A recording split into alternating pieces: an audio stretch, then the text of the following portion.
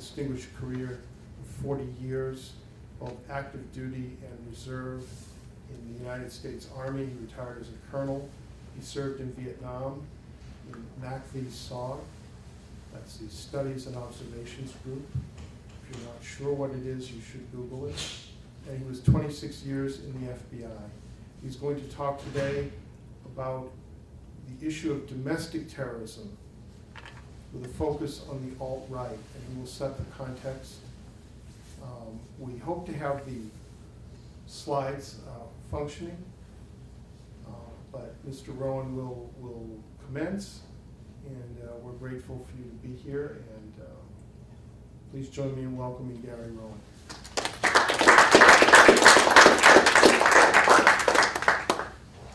Thank you very much for the kind introduction. You know, one of the hard things to do whenever you do a presentation is people ask you for a bio. And I'm one of those people who hates to talk about myself. So just give you a couple nuggets just to establish some credibility. It's always a pleasure to be at Daniel Morgan and to attend these lectures. Typically I'm sitting in the back where that young lady is with my head against the wall, enjoying the presentation. So what we're going to speak about today is domestic terrorism, and in particular, the alt-right, and then the alt-right as it pertained to the Charlottesville, call it rallies, riots, troubles that occurred last August. Now, why is this important? The newspapers and the media don't really give any explanation of what the alt-right is. Where they've had similar riots, they haven't made the connections. What they have done is just report the event. So one of my goals today is to put it in context and show how it's a threat and why we should be aware of it. Now, since 9/11, most of the resources of the federal government, investigative-wise, have been directed towards jihadi or international terrorist operations in the United States. Those are the operations that have gotten the most news, that are talked about, and are considered a principal threat to the U.S. However, when you look at statistics, and when you talk to the major city chiefs, and a survey was done in 2015, they believe the greatest threat is domestic terrorism. And as I go through this, I'm going to define what domestic terrorism is and why we don't see virtually any prosecutions under the auspices of domestic terrorism. And I'll explain why that has occurred and why it's important for us to understand it. Now, as I said, the 2017 events in Charlottesville really took center stage in Virginia. And in fact, one of the outcomes of that event was that the governor of Virginia is attempting to pass domestic terrorism legislation for the state, which would make it a crime in Virginia. That has not occurred yet. And as I go through this, I'll explain some of the reasons why people are sometimes reluctant to have a law against domestic terrorism. And it has to be nuanced. Why, with international terrorism, it's hang them high, put them away for as many years as possible. So, as we go through Charlottesville, I'm going to have two videos, hopefully, that kind of will assist me in explaining what transpired, who some of these individuals are, and why they are a threat, and why it's important for you to understand as students and soon-to-be practitioners of national security type investigations or events or analytics, whatever you decide to go in for, why this is important for you to understand. The last dimension of this talk will be on domestic terrorism. And I'm going to set the stage and answer the questions. I just, looks promising, why these areas have occurred and what domestic terrorism is. Now, the first area I'm going to talk about is the alternative right. And part of the reason why it's important is the founder is from the Northern Virginia area and essentially operates in RAO, in our area of operations. It was founded in Virginia, DC, Maryland area, and they're still there, though they haven't been really presented in the press. So, what is the alternative right, or in shorthand, the alt-right? It's a segment of white supremacist movement consisting of a loose network. Now, a loose network takes it away from an organization. A loose network of people who subscribe to the beliefs and will maybe show up to events, but there's not a hierarchical order. They don't pay dues, there's no membership list, and that should key your thinking investigatively why they're very hard to track, why they would be hard to prosecute, and also how we identify these individuals. Could you go to the next slide for me, please? Okay. So, as I said, they're a segment of the white supremacist movement. They're a loosely network of racists and anti-Semites who reject mainstream conservatism. So one of their goals is to inject racism, anti-Semitism, be against Muslims coming in. They're misogynist. They're against all these different things in the white supremacist ideology. And one of their goals is to inject these beliefs into the mainstream conservative organizations in the United States. So they're active online. Now, why is this important?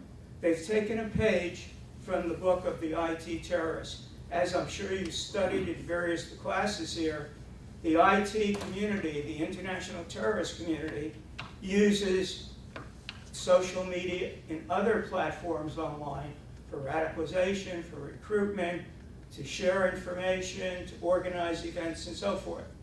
The alt-right is doing the same thing. And as we go through, I'll give you some examples of the media platforms that the alt-right are on. And I will discuss some of their publications. When we look at the publications, they have names like The Right Stuff, Vanguard, things that would appear to be harmless. So my point in mentioning this at the beginning is as you're doing your studies, if you're doing research on it, you have to look at what the website contains. It's not going to always say altright.com. That is a website. But there will be publications such as the one I just said, Vanguard, The Right Stuff, other topics that I'll give you in a minute. So they disparage the mainstream conservative movement. And they call that, could you go back, please? Next one, please. Okay. Whatever. So they disparage the mainstream conservative movement, and they call them cut conservatives. Would you try the next slide? Maybe, no, next one. There you go. All right, this one. So a cut conservative is disparaging against mainstream conservatism. And they're against them because it's used by white supremacists to describe a white Christian who tries to help Jews and other non-Christian whites, as opposed to over whites. So white supremacists, that's part of their philosophy. And they adopted this term. You know, what the first part comes from is the word cuckold. And that is a British term that deals with the outside the marriage activities of women. And it's a British word, and that's what it's for. So once again, they're trying to show white supremacists. So even if these people are helping other whites, but they're non-Christian whites, they're Jews, they're Muslims, whatever they are, they're held in low regard. They're very disparaged about this. Could you go back to that Richard Spencer slide? So this is Richard Spencer. He's from Alexandria, Virginia, just across the bridge. He's a white supremacist, and he runs the National Policy Institute. Now, once again, I want you to think about if you do any research and you Google National Policy Institute, this doesn't look on the surface as something that would be white supremacists. And that's why I'm saying one of the key points is to look at what you're researching and what information you get out of it. Now, yes. So, Spencer, and this is their think type, he came up with the term alternative right in 2010. He used it, so it's relatively recent. And there have been previous white supremacist groups before, and we'll touch on them, but this is the latest and the greatest. Maybe a poor choice of words on my part, but this is what's out there now. And these are the people who have had rallies in California, Kentucky, Virginia, and other places. And I'll draw the line between them to better explain how they work together in an informal way.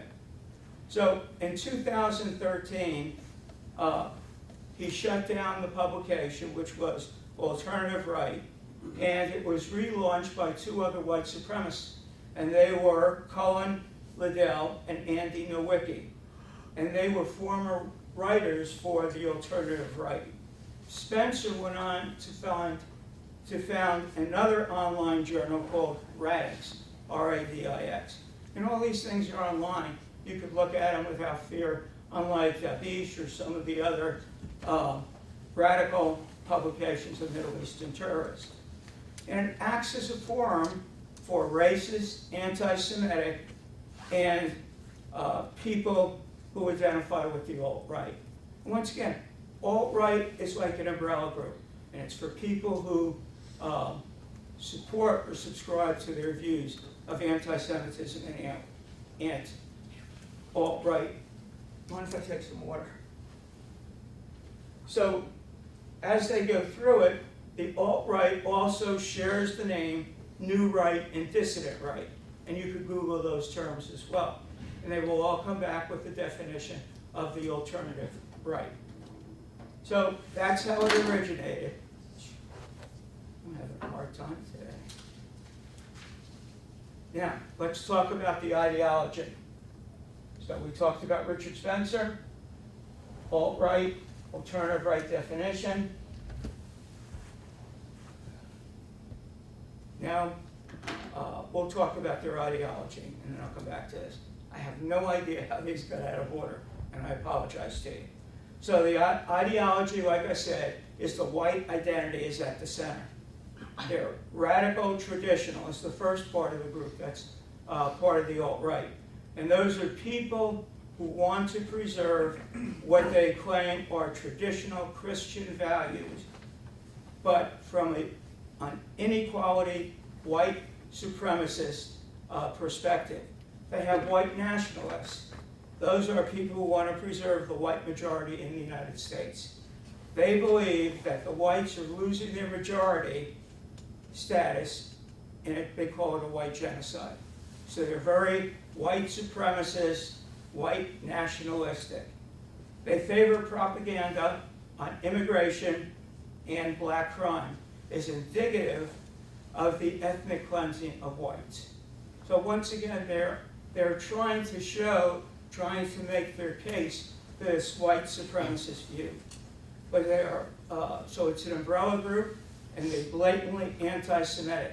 They blame the Jews for allegedly promoting anti-white policies and being responsible for the immigration policies in the United States. And some of the readings that I've done on this subject, they compare it to Germany in the 1930s, the Weimar Republic, the rise of Hitler, how Hitler needed a scapegoat, and he blamed the Jews because they had been successful, they were contributive to the German national identity, and he had to find a reason to account for the failings of the economy and the political situation. So that is their ideology. White supremacist and white nationalistic.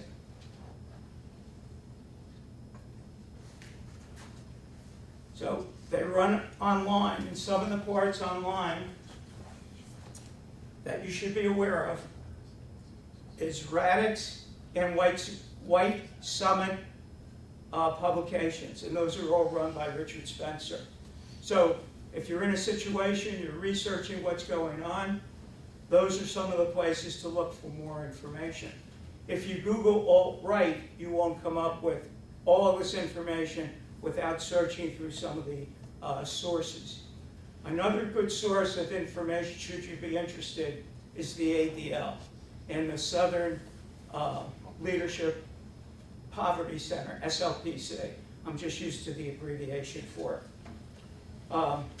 They also have Countercurrents, and that's another publication that is an alt-right publication and espouses the white nationalist philosophy. And as I said before, they have a publication called The Right Stuff and American Renaissance. And once again, when you hear these, you don't think that they're radical. The Right Stuff, you think of Apollo 7 or 13. You just don't think of it. So the alt-right use the term culture. So they don't say terms like race because they want to promote people buying into their thought process. So they substitute that. They say culture as a substitute term for race. And we promote the Western civilization as a word, as an alternate word for white culture or identity. So once again, they're trying to mask their true purpose, and they're trying to set up so they look like a group that people could identify with. And that's how they attract members and increase their growth. They don't make explicit references to white supremacy, but they do use 14 words as a slogan. And then I'll get back to this. Let me find the 14 words.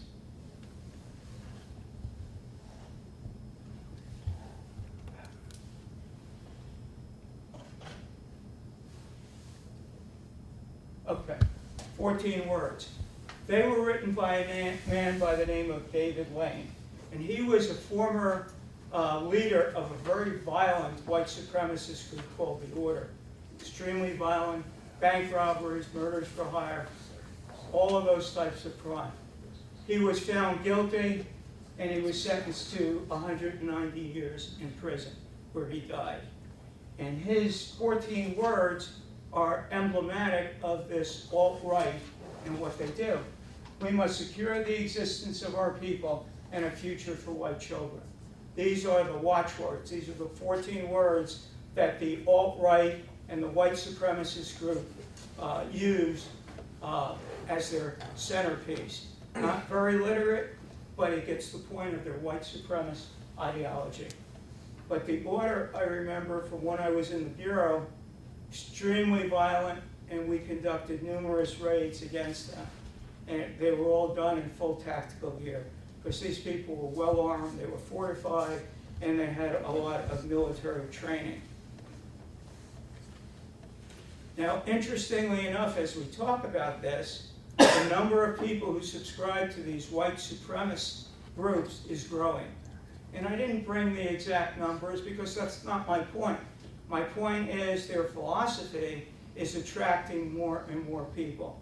And one of the sources that I used, which was a legitimate source, indicated that they had almost doubled their membership in the past 5 or 6 years.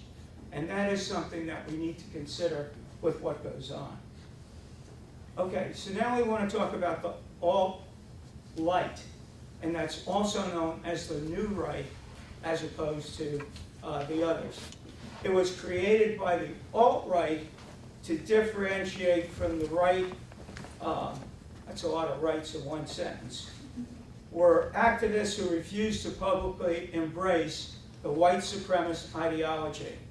They were very anti-Muslim, they hate feminists, they hate immigrants, they hate everyone on the left, and they traffic in conspiracy theories.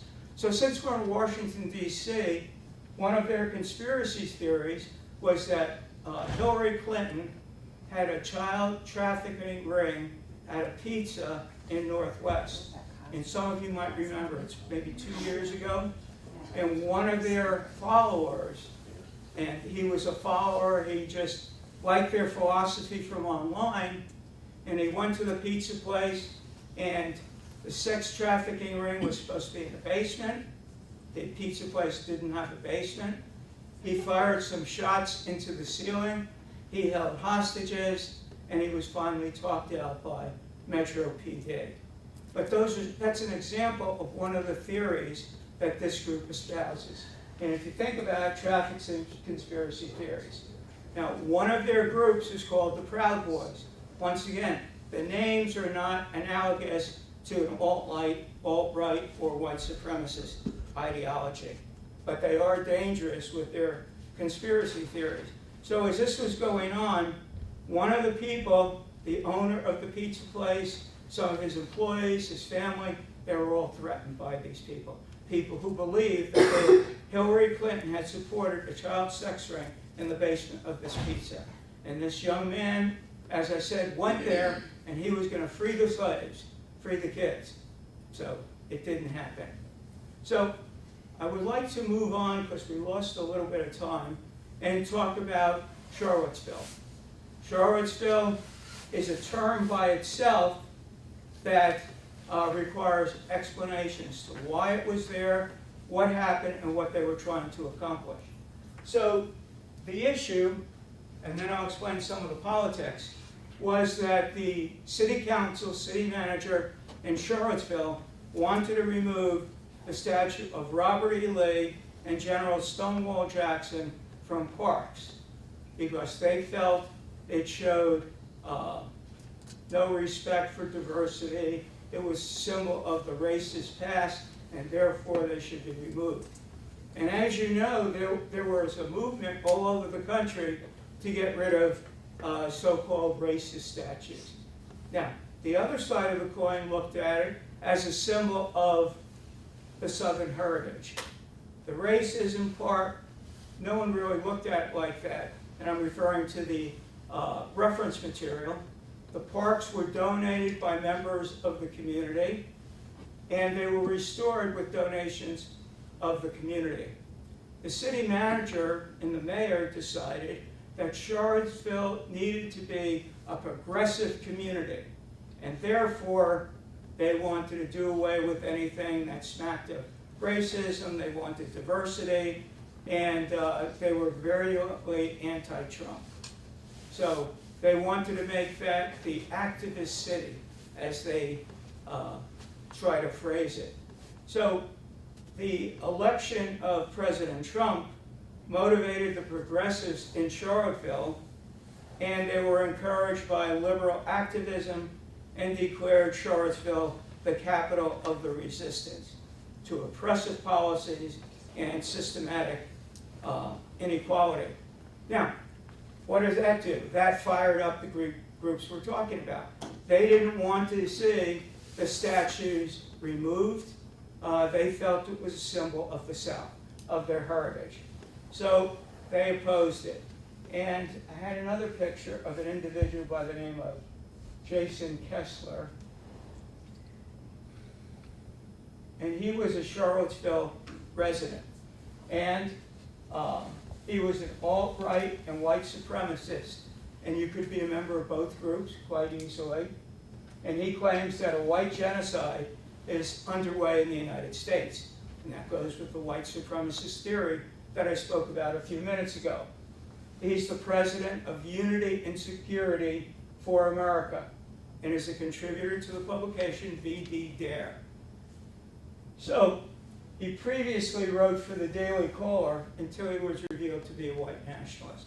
So he had a legitimate job, he was a writer, but he's organized these groups under the umbrella of the alt-right. So what he did with this is, and he has a website, in the May 2017. Now, it's important that you see that they had a rally in May of 2017, July of 2017, and August of 2017. And I'm going to discuss each of those briefly and why we didn't have a problem and why in August of 2017 we did have a problem. And the problem was so severe that the city of Charlottesville commissioned a report on what went wrong. And when you look at the report, it was done by a law firm.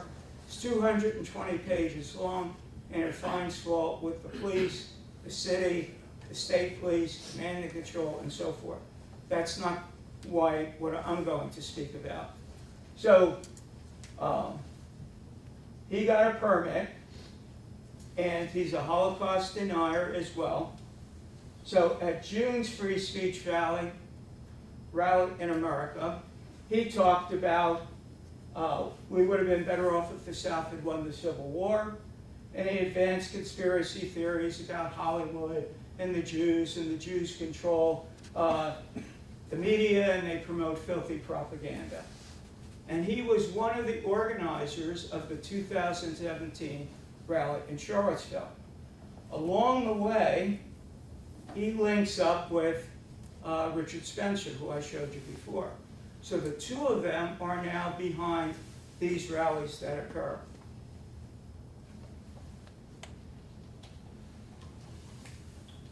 Now, as I said, Kessler was a resident of Charlottesville, and he obtained a legitimate permit, whereas the counter-protesters did not have one. And that's where we start running into problems. So as I said, Kessler found an ally in Richard Spencer, and they had their following through the National Policy Institute.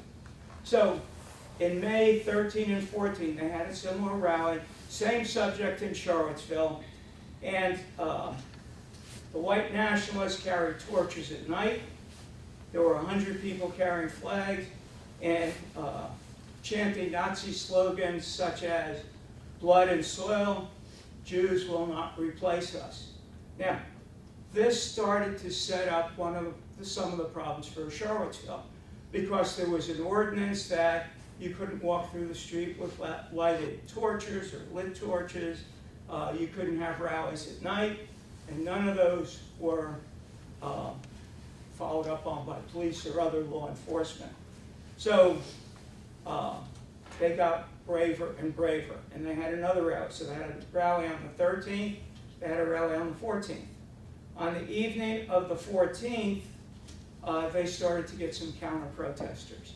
And counter-protesters could be from the left, they could be progressives. There was a whole group of counter-protesters.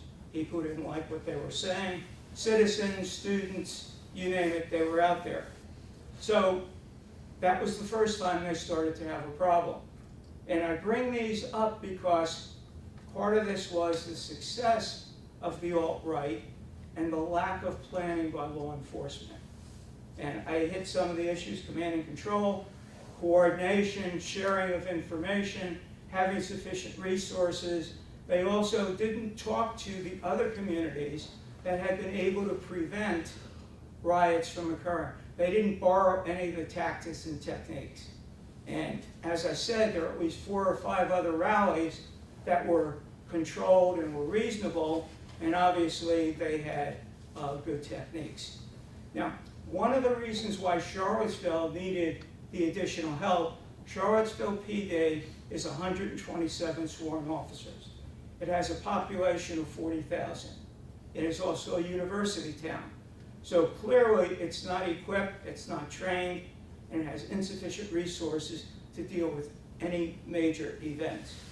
So the things that the Charlottesville people didn't do: they didn't take action with a violation of city ordinance, they didn't do anything without permits, and in this case, they didn't advertise their rallies in advance.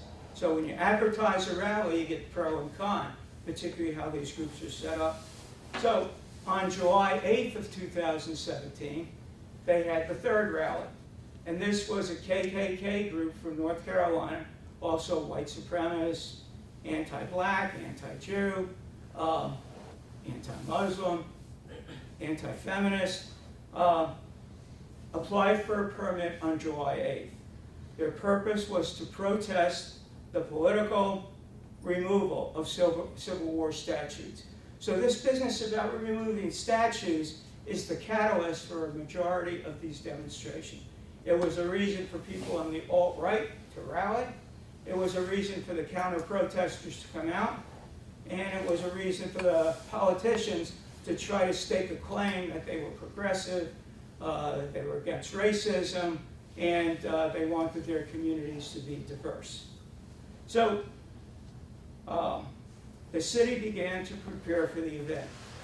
And the city plan accommodated free speech and public safety. So that one didn't really become a problem.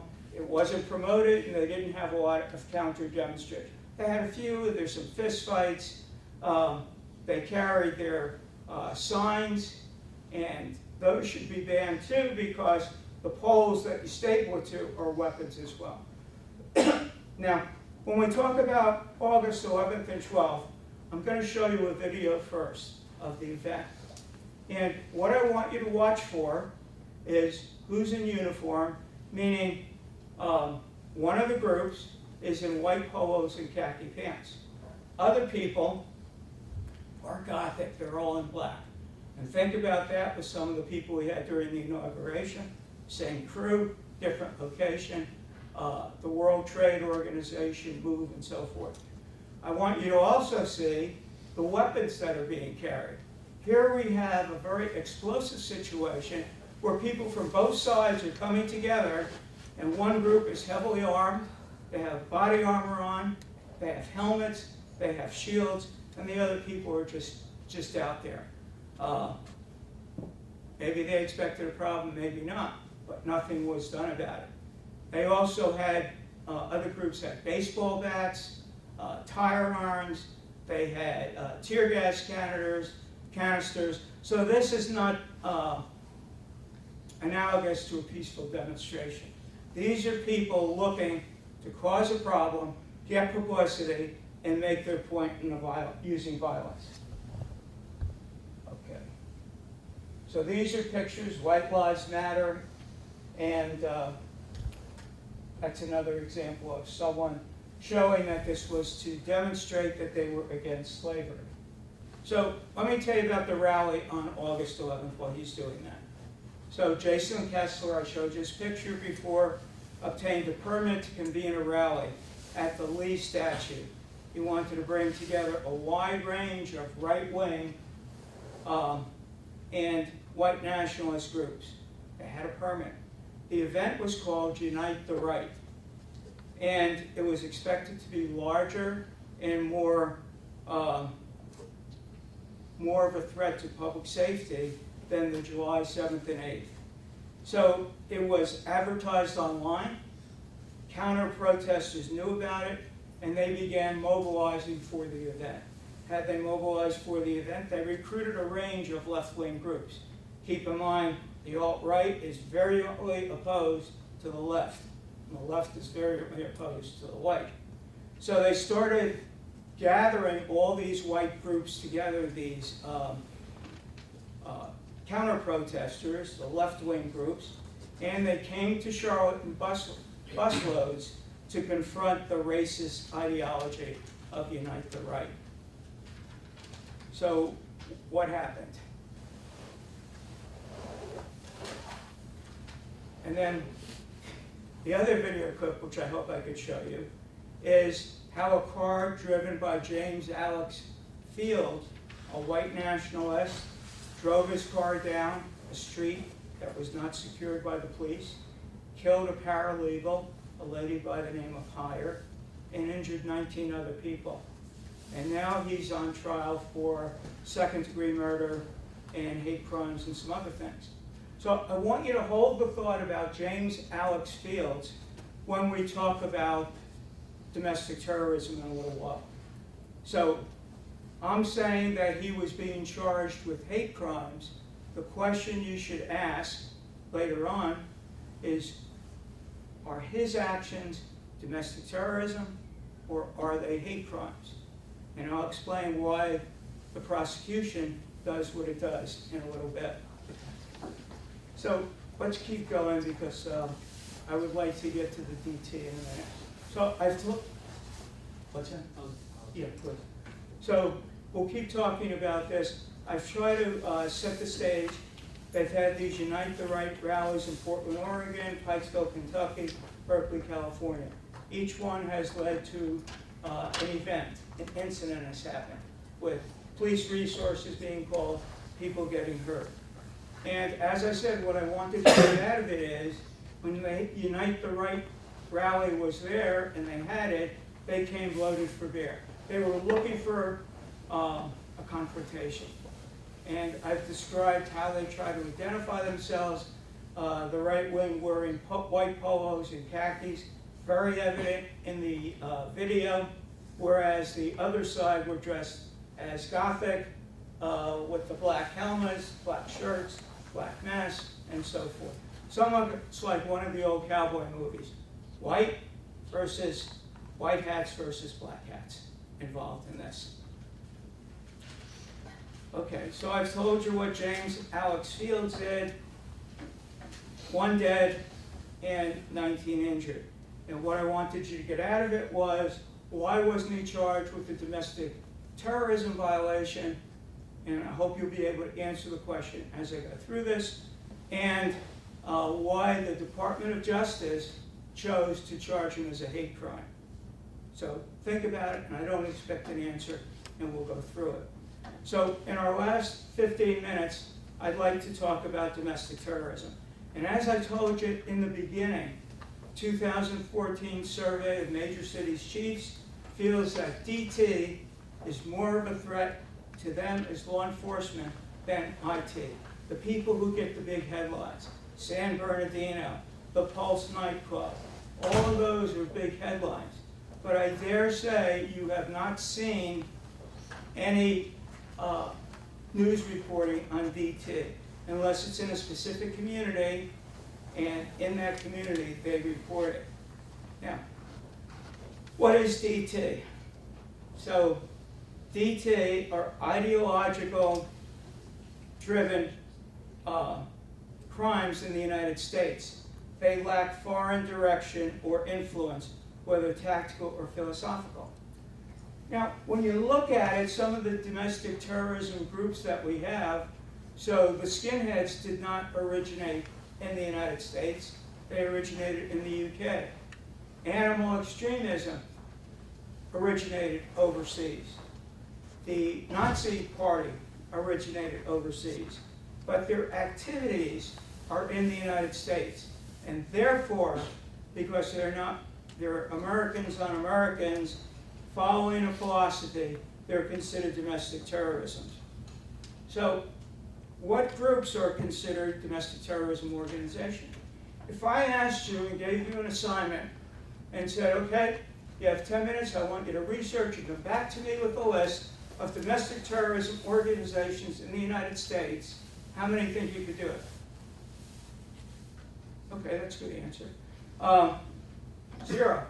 And the reason is there is no such list held by the American government. There is no list of domestic terrorism organizations. Now, let's talk about why.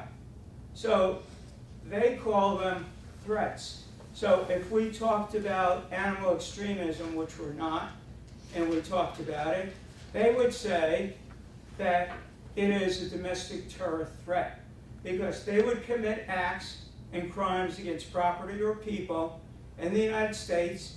They're not directed by a foreign power, so it's American on American, and they're operating under an ideology. The ideology being anti-abortion, protect the animals, any of those. And they would be considered DT. Now, why don't we have a crime, a statute against it? I'm going to get to it. So I have to give a plug for my old organization. The FBI is the lead federal agency on domestic terrorism. And the CFR, the Code of Federal Regulations, characterizes terrorism as the unlawful use of force and violence against persons and propaganda to coerce or intimidate a government or civilian populations in furtherance of political or social objectives. So that's the CFR definition. The domestic terrorism is protected because if Frank and I are speaking and we say, you know, I hate that dry cleaner down the street. It's by whatever type of immigrants. And we talk about, we're having coffee, yeah, that individual, they do a crummy job and they're here and they're taking American jobs. Is that going to make us a domestic terrorism organization? Does that create a philosophy? Is that something we can take action against? The answer is no. However, if I say to Frank over coffee, we have that discussion and we say, it's time we did something about this. Let's make a couple Molotov cocktails. We're going to go down there tonight, throw it through the window, we're going to burn these people out. Is that domestic terrorism? By definition, sir. Does there have to be an act in furtherance of the conspiracy? If I just talk about robbing the bank, No. but I don't do anything? There has to be an overt act. Otherwise, we're dealing with the constitutionally protected free speech. So if I talk to any of you here and I say, you know, I don't like alt-right, and they are really blah, blah, blah, blah, blah, blah, and someone listens, and they say, what are you going to do? If I'm just talking about it, we've done nothing wrong. We have free speech in this country. But when we get to the international terrorist groups, they're talking about it, they're radicalizing. Now, until they do that overt act, whether they try to buy weapons, or if we see them doing pre-operational surveillance on a target, now they've committed a crime. So that's what the difference is. With domestic terrorism, they're not under foreign influence. They're just talking. We have constitutionally protected free speech. It's in furtherance of an act, it's in furtherance of the group to try to do something. Did I confuse people, or is that pretty clear? All right, let me see what I have. So we had the Charlottesville, a domestic terrorism event. That's what we wanted you to think about. So let's clarify our definitions. And this comes from a paper that was done by the Congressional Research Service. And I think it very accurately puts forth what a domestic terrorism is. And it's in simple language. It's not what I told you before. You know, they commit an act, they're violent, they do this or that. Americans driven by US-based extremist ideologies committing crimes against other Americans. Simple as you can get it. They lack foreign direction, and they operate in the United States. That's what domestic terrorism is. Then we talked about this, criminal activity. Now, the only domestic terrorism group where we have a specific law against is animal extremism. Because that got so bad in the 90s, the late 80s and the 90s, and there was so much destruction, millions and millions of dollars of destruction, they passed a specific law against animal rights extremists. Now, the eco-terrorists, and I'm not getting off topic, I'm just trying to make a point, the eco-terrorists committed numerous acts and destroyed millions and millions of dollars of property. They harassed individuals and so forth. They're just considered eco-terrorists. There's no specific law against them. So my point on this is that they're charged with the substantive crime. So if they have weapons, weapons violation. If they have arson, a crime. Robbery, anything. So that's what they're prosecuted under. Now, when we talk about hate crimes, what makes a hate crime? Well, it's an act against a specific group, so you have to be able to show that. And the example that I like, well, let me finish doing this. You know, you lose your PowerPoint, it throws you off. They are not perpetrators of hate crime, either persons or property. So you can read this as well as I, but a hate crime is the victim was selected because of actual or perceived race, color, religion, national origin, or so forth. That's a hate crime. Now, the third part of this, they are not homegrown violent extremists. So I'm going to explain what a homegrown violent extremist is in a minute and give you some examples. So those are individually driven individuals operating in the United States. but they're inspired by a foreign terrorist organization. Whether they're radicalized, they like the ideology, they are inspired. They don't have to receive orders, they don't have to receive support or assistance, but they are still homegrown violent extremists. So it's Al-Qaeda, Al-Shabaab, all of these particular groups, and those are homegrown violent extremists. Now, this is Dylan Roof. So he went into a church in Charleston, South Carolina, and he gunned down 9 people. It was principally an African-American church. The people were in there on a Saturday night praying. He goes in there, boom, boom, boom. He kills them. It didn't matter who they were or what they were doing. He killed them. That's a picture of young Dylan. He's been subsequently tried and he has been sentenced to death. So, my point on Dylan, what would you charge him with? Are you going to charge him with murder? Are you going to charge him with a firearms violation? Or are you going to charge him with a hate crime or a domestic terrorism offense? Now, let me tell you what really happened, and then I'm going to put my own hypothesis on why he got tried that way. So,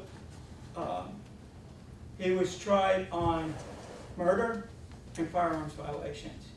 The U.S. government, Attorney General Sessions, said, let's try him on hate crimes. Not domestic terrorism, but hate crimes. Now, do you think it's easier to get a conviction with a hate crime or easier to get a conviction on domestic terrorism? Hate crime. A hate crime is also easier to prosecute.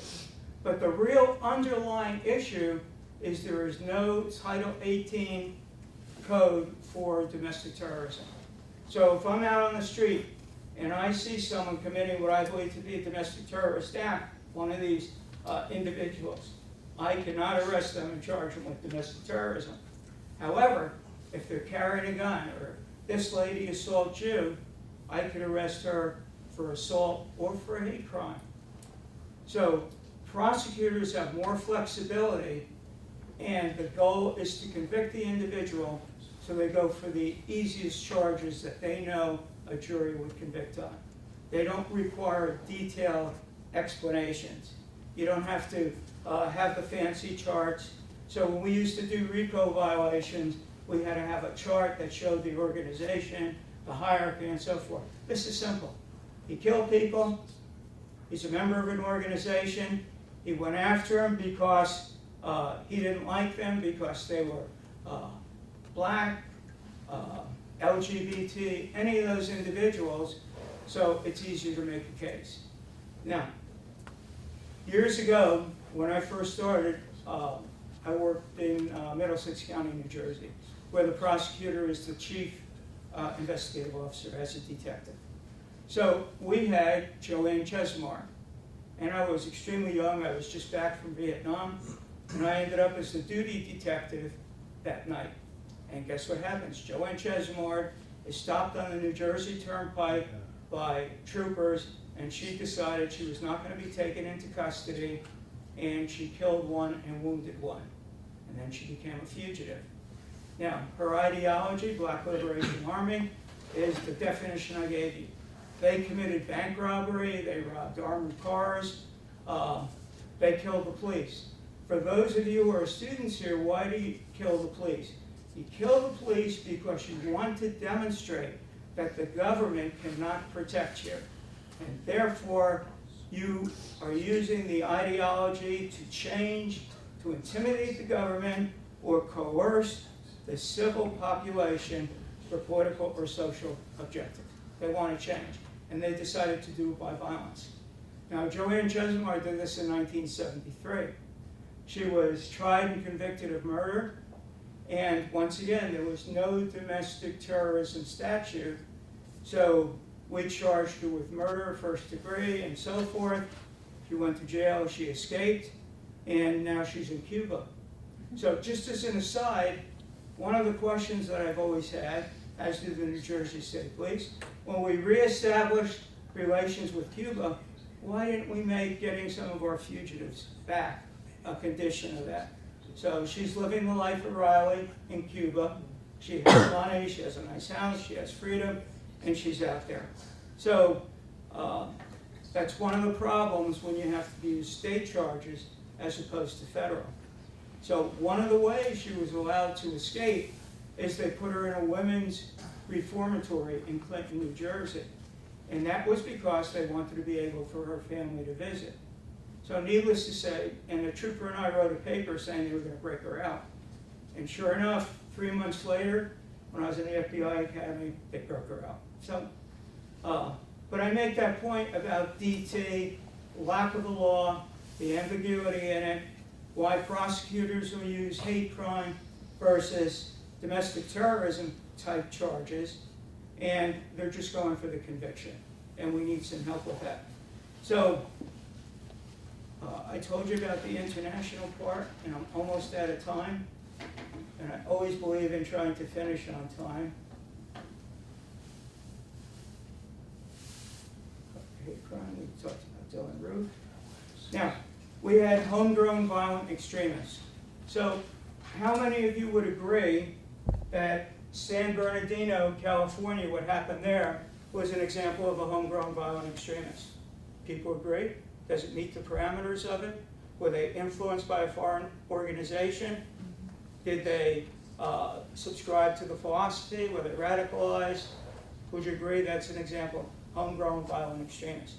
When we talk about the Pulse nightclub, which isn't that long ago, would you all agree that that's an example of a homegrown violent extremist? Radicalized, went out and bought the weapons, recon the target, and he was acting based on the philosophy of the group. No one's been able to show that he was directed by that group. He just decided he was a strong believer in the ISIS philosophy, and he was going to kill some Americans. Same thing in San Bernardino.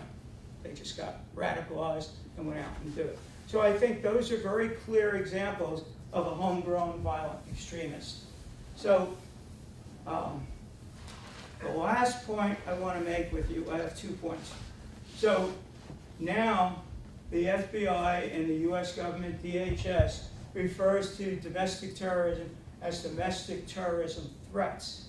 They don't say this group or that group. There is a tremendous sensitivity to naming the groups. So they just call it the threat, domestic terrorism threat. Now the last one is lone wolf extremists. So we talked about some of those. It used to be they had special interest terrorism. No more. We used to have left wing, right wing, animal, eco, white nationalist, and so forth. Now they're all threats. So my goal in this brief period of time was just to sensitize you to what's going on, what to look for, not to get sucked in by some of these groups that have innocuous sounding names as you do research or sign up or you think they're interesting. One other point, there was an article in the Washington Post not too long ago saying that there were 19 documented hate groups just in Maryland. And many of them, at least half of them, were alt-right, were people that we talked about. So, point being, they're out there. We need to be concerned about them. They are increasing in popularity. People are subscribing to their beliefs. And as you are all here to get involved in the national security structure, it's incumbent upon you to at least have a basic understanding of who these people are, what they believe in, and what you need to look out for. So, last thing, do you have any questions for me? Yeah, and so this event was scheduled from 10 a.m. to 11:15, so we are ending on time. So if anyone needs to leave, they could do so, but if on a voluntary basis, if we'd like to have Q&A, and I will pass the microphone, and we will work hard to address our technical issues. And so by show of hands, any questions? So I have a question. So someone like the alt-right group as domestic terrorists, is there, in your opinion, is their end game just to kind of create disorder, or, and I don't know, like, have something like a Holocaust or something happen, or do you think that they would want to like come to the table with an actual policy prescription, or have some kind of political position, or because it doesn't really sound like I know what their main belief is, but I don't see what they're trying to get at. It looks like violence is their only solution for anything. No, part of it is, and that's a very good question, they would like to be included in the conservative movement. They want a seat at the table, and they want to try to integrate some of their beliefs into the conservative platform, the mainstream American conservative platform. That's their ultimate goal. Right now, they're just recruiting members who subscribe to their ideology. They're trying to build a bigger base, and maybe they do it through their continued actions, through these type of rallies, and so forth. Sir? Gary, do you consider Breitbart alt-right? That's a good question. They refer to it in the reference material. My opinion is, I would say yes. And that was one of the things that irritated some of the people, is that Steve Bannon was the chief strategist for the president. Yeah. And he was the, as you know, the editor-in-chief of Breitbart and their beliefs. Now, Breitbart has supported the alt-right, albeit not physically, but through their media, through some of the policy papers they've written, some of the speakers who they have. What do you mean, not physically? They're not out there at the rallies. Oh, I see. They're not on the street. They're doing it through papers, through rhetoric, editorials, opinions, and the like. But that's only my opinion. That hasn't been documented. Sir? A couple of things. There are lots of, we were trying just now to pick up some CNN and other videos of the stuff. So there's a lot of things that you can, if you Google Charlottesville riots, you can find some of the videos that Absolutely. that you're thinking. In the 80s and 90s, the Southern Poverty Law Center kind of changed their strategy, and they went after a lot of these groups and sued them on for civil damages, and ended up bankrupting many of the groups. Is that a tack that law enforcement or the Justice Department can look at? They sued them on a variety of grounds, but the order was one that they went after, and some of the guys in Idaho and elsewhere. Is that a thought process that they can bring, civil actions for damages? So let me hit it from two ways. So the sovereign citizens, which I didn't have time to discuss today, use that tactic against law enforcement, citizens, cities, and the like. And they've been moderately successful. Yes, the government could go after them. Charlottesville could try to go after them for the rally. But who are they going to sue? If the alt-right is an umbrella of various groups, unless you could definitively lay blame on a particular group, you don't really have a case. And I'm not a lawyer, but I'm just explaining the requisite that you have to sue. Well, I'm just thinking about the pizza owner, which happens to be in my neighborhood, and I will tell you that there's still a guy, at least as of a couple months ago, there's still a guy out there every weekend insisting that, with his posters, insisting that it was real. People who make threats online or otherwise, I would think that if you can tie them to one of these groups, that's So they could definitely go after the individual with the rifle who went in there. But I would dare say he doesn't have any resources that would be worth suing. And the group, the alt-right, there's no designated leader of the alt-right. It isn't like you have a hierarchy, an organizational structure. Some groups you have an organizational structure, and if you could tie the individual through a membership list, a roster, or you have pictures of the individual at repeated functions, then you would have a case. But the hierarchy and the designated leadership is what gives you a path to sue. It's a good point. And if the federal government, and it's all up to the Attorney General, and it's up to how you're going to expend your resources. So there's only so many federal agents that you could do. So what's my greatest threat to this country? Is it gonna be international terrorism, or is it gonna be these loosely knit groups that have a philosophy? So, and that's a judgment call that they make down the street. But yes, it would be viable. Yes, sir. Gary, thank you very much for your presentation. My question is, Richard Spencer has not been shy about his affection for President Trump and his support for some of his statements regarding certain demographics. Do you feel that that has emboldened his actions and his followers to pursue their policies? Yes, I do. And you know, it's a very good point, and I talked about it with some other people before I did this, and I was trying to stay away from the political side and all the controversy with the president. But in answer to your question, yes, I believe that has emboldened the right. And in fact, in one of the references that I read, and I have some of them with me, they talk about that as causing more support for the rallies in Charlottesville. Yes. It was after his election, the president's election, that some of these groups were attracting more members and they were getting more support on their ideology. Yes. Gary, you didn't mention David Duke. How does he fit into this? He really doesn't. In the sources, he's around. He's still active, but he's really not involved in this alt-right. Really? Sir. Quick question, because on that point, from the political aspect, he made a rather profound statement in the fact of remember who elected you. So he's still, a very vocal individual, dude, yeah. Absolutely. His statement, yeah, to both the president and even on the congressional side, his statement was, remember who put you in office.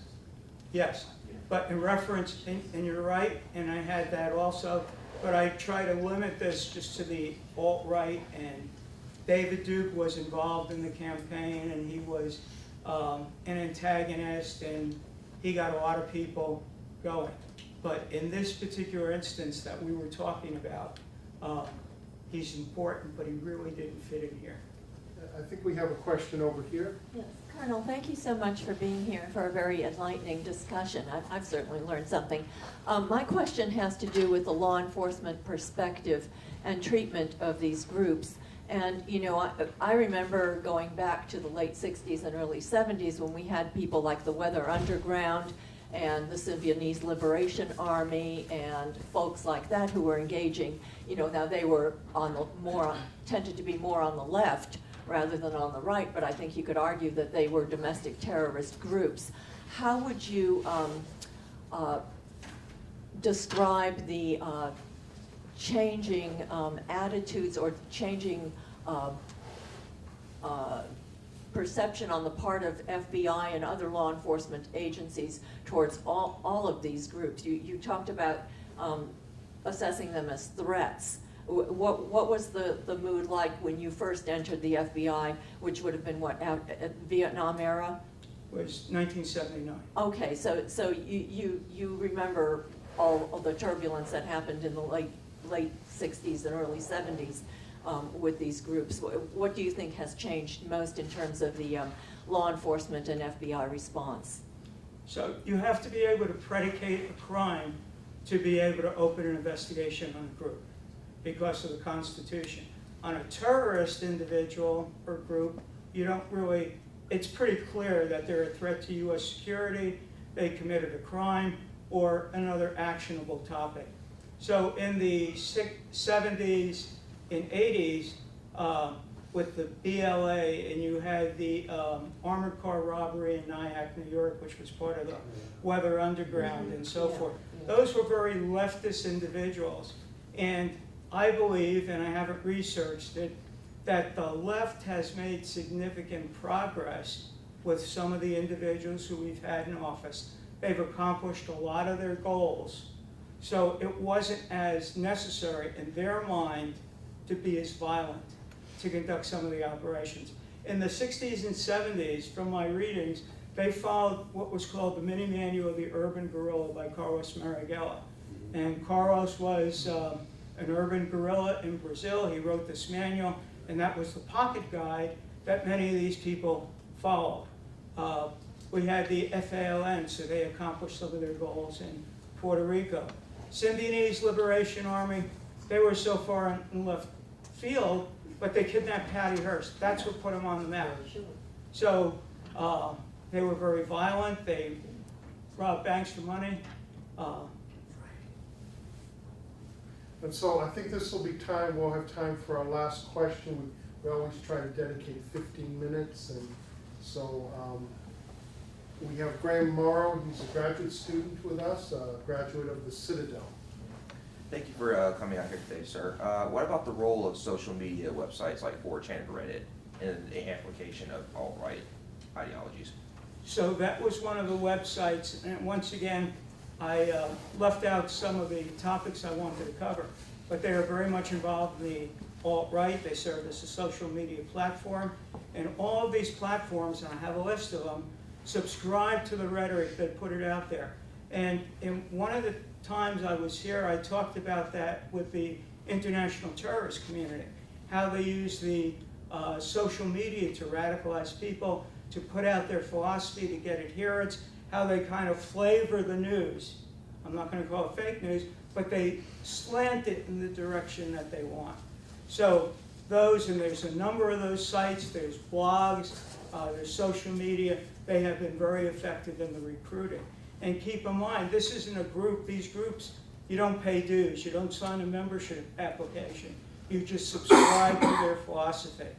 So there was another source that talked about this is part of the reason that these groups have mushroomed in adherence and in size.